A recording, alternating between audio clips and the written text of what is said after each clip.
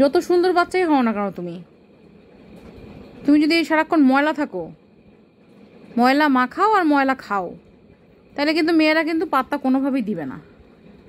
তারপর আবার যদি এরকম হয় যে তুমি উল্টে পড়েই গেলা, তাহলে কিন্তু মেয়েরা আবার হাসাহাসি করবে যে এই তুতেন খামেনটা একটা বোকা তুতেন খামেন।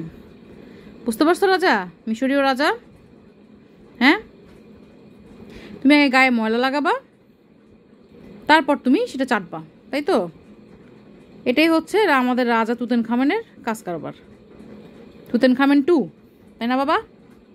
হুম হুম কি করছি আমি?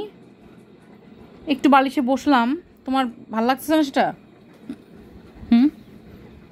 একটু বসলাম বালিশের কাছে, একটু বসলাম, এখন তোমার এখানে বসা লাগবে আমাকে উঠাই দিয়ে? তোমার আর জায়গা নাই দুনিয়াতে, আমার বালিশই লাগবে? হ্যাঁ,